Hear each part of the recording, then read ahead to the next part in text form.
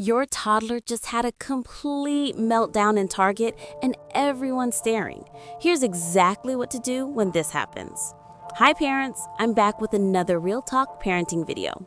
If you've ever felt like crawling under a rock because your child decided to lose it in the most public place possible, this video is for you. We're going to dive deep into managing public meltdowns. Before we jump into the strategies, let's talk about why public meltdowns happen so frequently. First, kids are overstimulated. Think about it.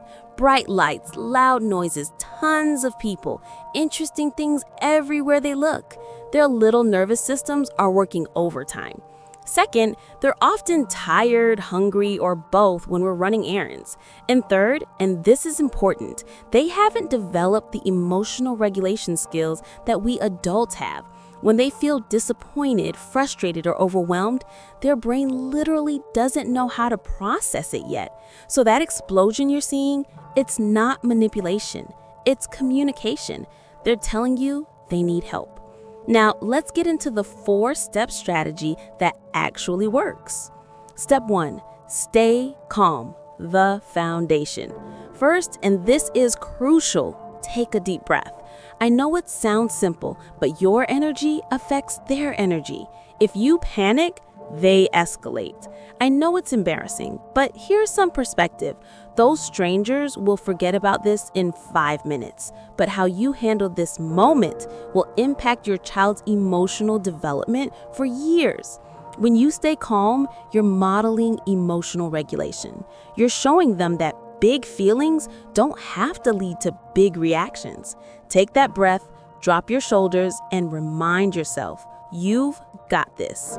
Step 2, get down to their level. Literally get down on their level, crouch or sit. This is so important because when we tower over them during a meltdown, we can seem intimidating, even if that's not our intention. Make eye contact if they'll let you. Some kids need space during meltdowns, and that's okay too. Use a calm, quiet voice. Try saying something like, "I see you're upset. Let's figure this out together." Don't try to reason with them or explain why they can't have what they want. In the middle of a meltdown, their brain literally cannot process logical explanations. You're just offering connection and support. Step 3, acknowledge and redirect. This step is magic, but it takes practice. Acknowledge their feelings first. You really wanted that toy, or you're disappointed we can't get cookies today. When we validate their emotions, we're not giving in to the behavior, we're helping them feel understood. Then, once you've acknowledged the feeling, offer simple choices. We can take 3 deep breaths together, or would you like to help me push the cart? Do you want to walk or ride in the cart? Keep the choices simple and give them some control back. Kids often melt down when they feel powerless, so giving them a choice can work wonders. Step 4, remove if needed.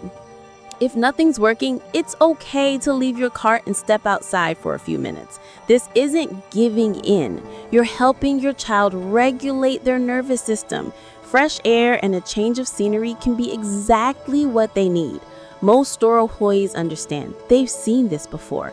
Remember, you're not giving in to demand. You're helping your child calm down so they can think clearly again. This is emotional regulation, not reward. Now, let me share some advanced strategies that can be game changers. First, prevention is everything.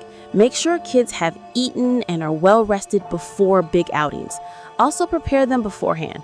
We're going to the store to get milk and bread. We're not buying toys today.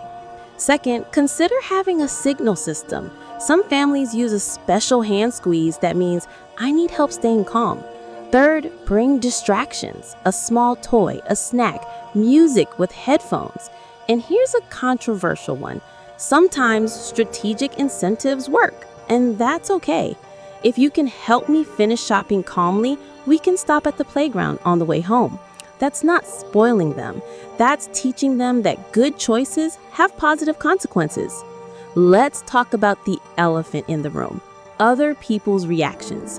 Here's what every parent needs to know. Most people understand. The ones giving you dirty looks, they either don't have kids or have forgotten what it's like. Focus on the people who smile sympathetically or offer to help. You might encounter strangers who distract your child while you pay, or simply say, "You're doing great."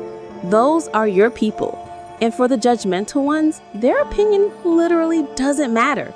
You know your child, you know you're doing your best, and that's what counts. The key is staying consistent with whatever approach works for your family. Remember, every meltdown is a chance for your child to practice emotional regulation with your support. You're not just managing behavior, you're teaching life skills. What works for your family? Drop a comment below with your go-to meltdown strategy, or tell me about a time when you handled a public meltdown like a champion. And if you found this helpful, please give it a thumbs up and subscribe for more real talk parenting content. You're doing better than you think.